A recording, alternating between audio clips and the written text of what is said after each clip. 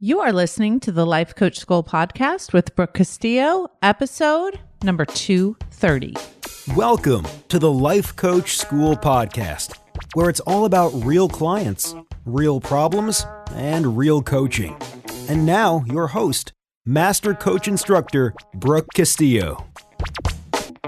Hello, my friends. What's going down?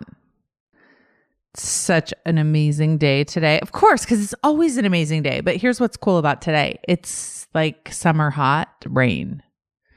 You probably don't have that if you don't live in Texas. But we have a hot summer day with lots of clouds and rain. It's my favorite. I love summer rain. And it just doesn't mess around here. Like that rain comes down. Like it means it. So that's what we're having today. We're talking about Jim Collins, one of my favorite authors. My favorite book that he wrote is Good to Great. And it just kind of gives you all a perspective on me that I have always been obsessed with self-help, but I've also always been obsessed with business. And I think self-help helps with business so much. And one of the things I love about Jim Collins and his book, Good to Great, is he talks about business and talks about what makes businesses good and great. And he applies it to us personally as well. So I really appreciate the way he writes. I really appreciate the way he reads his audiobook too. I love all the research that goes into the conclusions that he makes. And I love the connections he makes to our personal lives. So I want to just start by talking about how he starts the book, and what the title is based on is the line, "Good is the enemy of great." And he says, we don't have great lives often because it's so easy to settle for a good life. What? It's so good. And he says the same things about business, right? He says we have so many good businesses and so few great businesses because it's so easy to settle for a good business. And I think that this is one of those challenges that I've had in my own life and that I've received from a lot of people and had a lot of discussions is why go for great? Why not just be happy with good? Why do you have to always be pursuing greatness? And I think it's a really valid question, but I also think it's because you need to ask the why. Pursuing greatness because you think you'll prove something to someone else, or because you think that there's more happiness there, or because you're never satisfied, I think is a really valid reason not to constantly be pursuing greatness. So I do think it's a valid question. But the reason why I pursue greatness and always greater than what I have is because I want to be an example of what is possible. I want to blow my own mind. I want to push the limits of what has been possible before me. I think that that is how we evolve as a species. I think our intrinsic desire for greatness is what creates all great things. And I think that intrinsic desire is often muffled by our negative mind that doesn't even mean to be negative. I think our mind being negative is really an outdated way of trying to protect us when we don't need protection. I love to admire the people that came before me and the ingenuity that came before me and the greatness that came before me. And most of us do. We like to study the great people because I think there's a part of us that recognizes that deep desire for greatness and we appreciate it in such an amazing way. And I've always appreciated greatness in business, in entrepreneurship, and I've always appreciated it in self-help authors. That's kind of been my focus in terms of goodness to greatness. Now, you may say to me, but what about the B+? That's good. And we should just settle for good. And here's how I want to address that. B- work is better than nothing. That's where I use the B- metaphor, right? B- work is better than perfection. B- work puts it out there in the world. But then we have to pursue beyond that, not because we're not satisfied with the B-, but just because we want to see if we're capable of something more. And so don't misunderstand that teaching to mean that we should get a B- and never try for anything better. In fact, I think we should do the B- and then work for whatever's beyond the A+, not for a sense of approval or perfection, but just to see where we can take things. I love the idea that good is the enemy of great, because when we are satisfied with good, right? And when good is good enough, we won't pursue greatness. And I think greatness is where the good stuff is, the great stuff is. The next lesson that he teaches is get the right people on the bus in the right seats. And I have found this to be super powerful in my business as I'm building a team. I've found this to be super powerful when I consider my community. I find this super powerful when I consider my customers. And he's very kind of dogmatic about this, that it's first who and then what. And when I'm teaching business to my students and my new coaches, I think that one of the most difficult things for them to decide is who they're going to work with, and then decide what they're going to provide those people. And so I have used this analogy and the bus analogy a lot, especially with my coaches in my community, that we don't want any passengers on the bus. We want everyone to be in the right seat doing their part to contribute. I like to picture my bus with no bottom, like everybody's running to keep the bus going. And we don't want anyone that's just sitting on the bus that isn't contributing. And I think that's an important thing to consider in your business, in your communities, but also really in your relationships, in your life. Like to really think about who do you have on the bus. As it applies to my employees, I always like to think about, is everybody in the right seats? There have been people that I've brought into my organization who have been in the wrong seat, that when I moved them to the right seat were a huge contributor, and when they were in the wrong seat were a huge liability. And I think that's important for any of us who own corporations or employ people, is to make sure that we have the right people in the right positions to be able to excel at their strengths. And, my expectations are super high of my employees. And so it's really important for me to consider where are their strengths and where can they be most utilized so they can be performing at the highest capacity.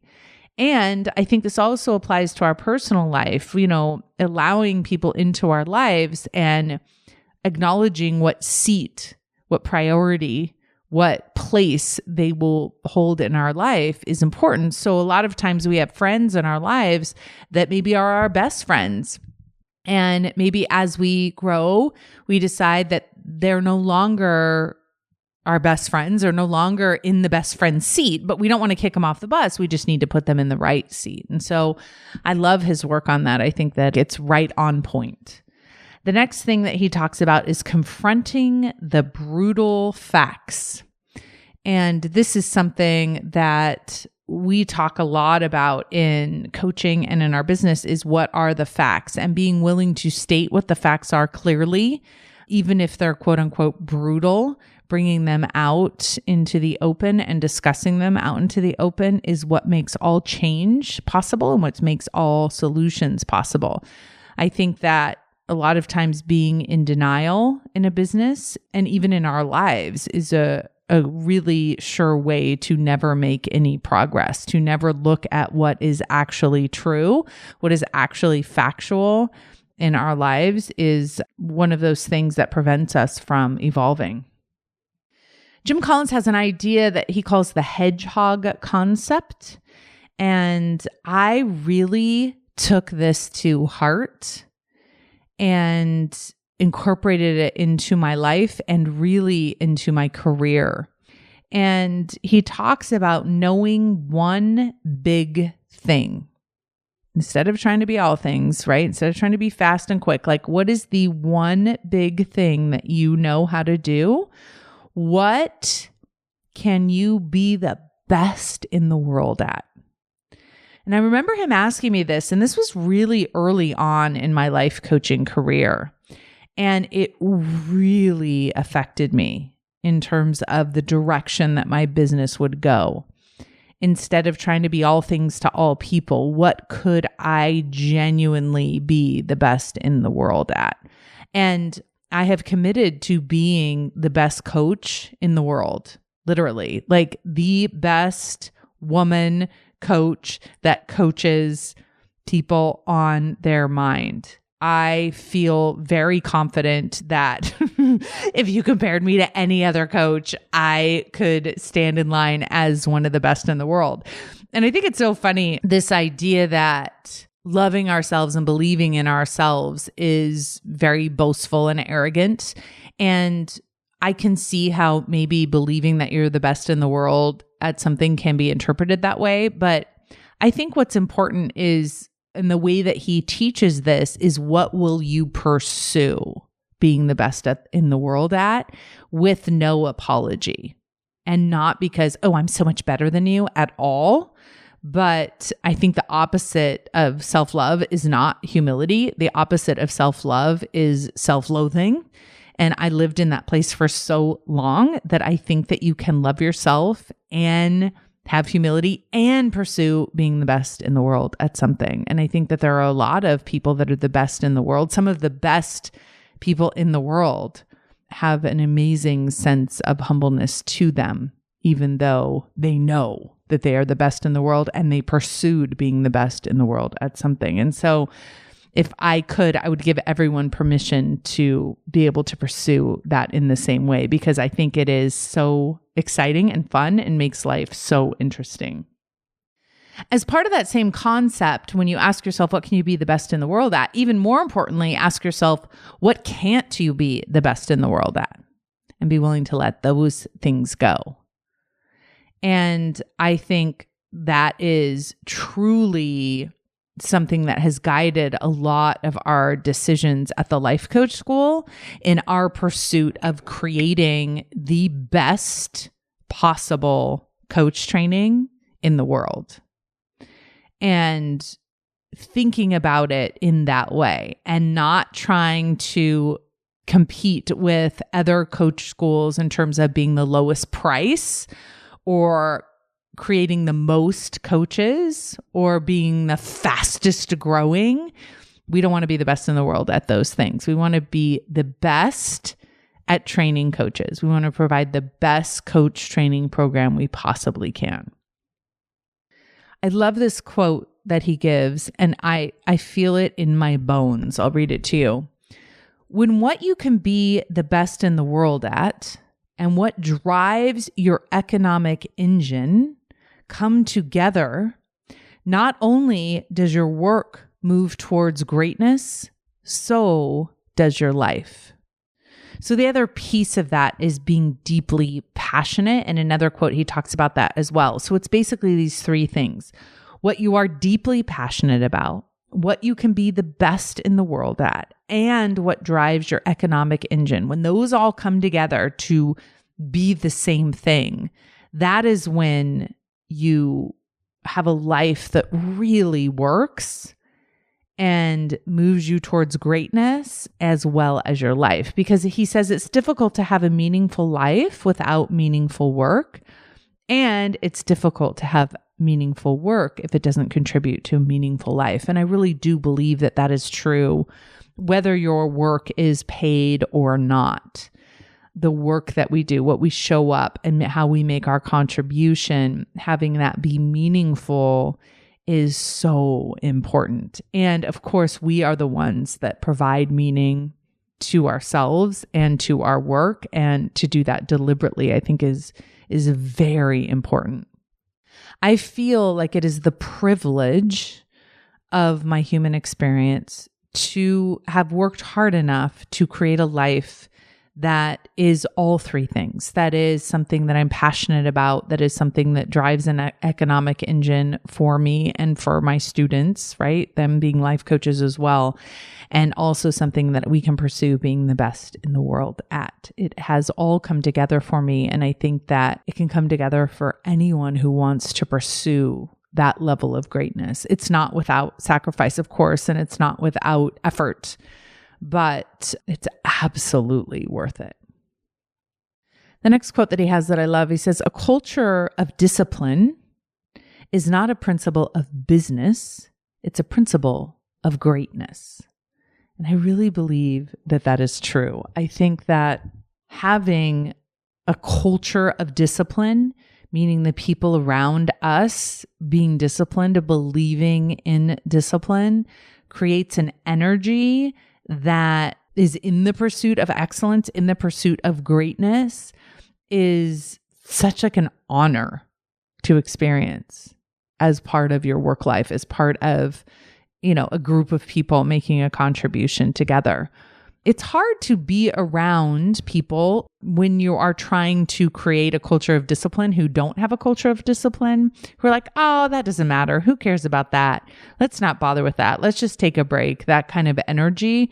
I think it's really hard to create greatness from that type of energy. And so when you're around people that are all willing to be disciplined in the way that we plan our day and the way that we show up to work and the way that we stay focused on greatness, I think is, I don't know, it's like an honor. It's like how I want to live. A lot of times people think discipline is a negative word and it's something that creates resistance and sucks all the joy out of life. And I actually have found the opposite to be true. I have found that the things that require discipline produce the results that help me experience the most joy.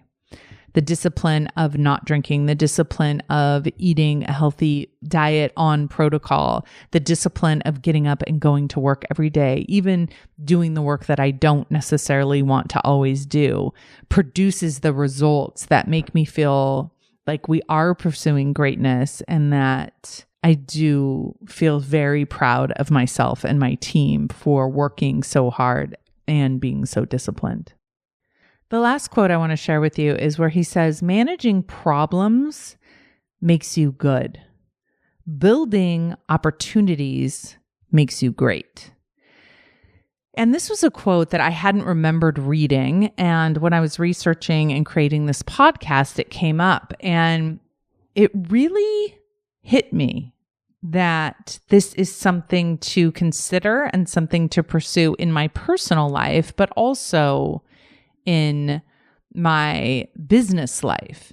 Because I think that a lot of times we want to use our best energy to create solutions to problems and to manage problems well, instead of just creating new opportunities. And I'll give you an example of this. When we first started at the beginning of last year, our customer service department, we had a lot of issues in the beginning.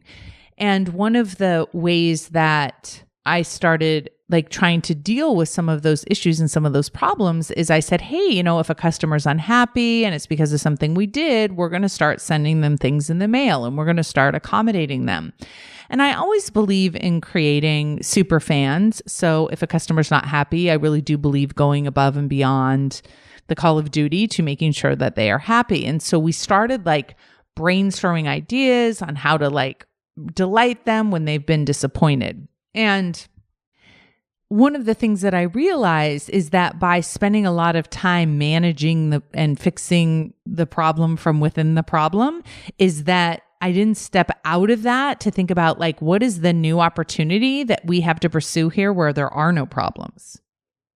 Really looking at what is the cause of the problem and how do we change that completely.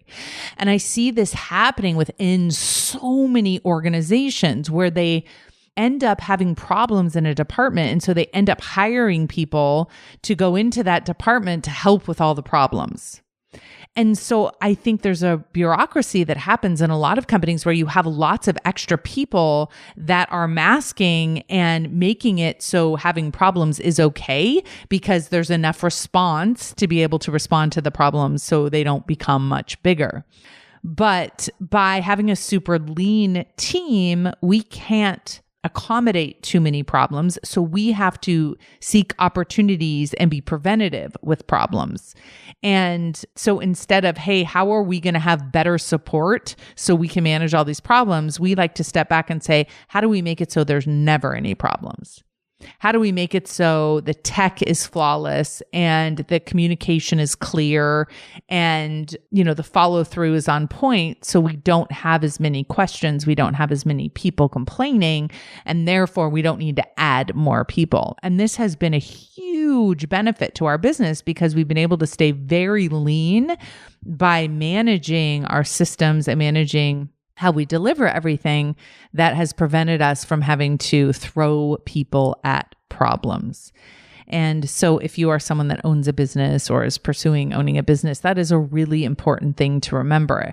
If you need to hire someone because you have problems you can't handle, I think that's the wrong time to hire someone. And in fact, my recruiting guy told me this. He said, you want to hire people before you need them.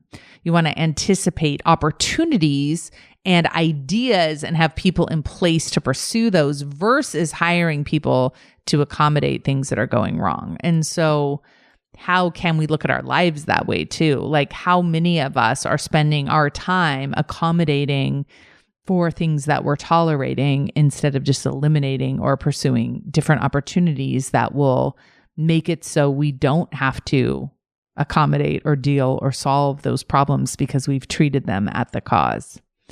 So anyway, I want to highly recommend that you guys check out Jim Collins and his book, especially his book, Good to Great. I think the most profound thing is good is the enemy of great. And the pursuit of greatness, I think, is a worthy pursuit. And so does Jim Collins. And even though the book was written a long time ago, and even though some of the companies that he discusses in it have changed, I still think all of the ideas within that book are very pertinent and important today. So I highly recommend that you pick up a copy of Good to Great. All right, my friends, I'll talk to you next week. Bye-bye. Hey, if you enjoy listening to this podcast, you have to come check out Self-Coaching Scholars. It's my monthly coaching program where we take all this material and we apply it. We take it to the next level and we study it.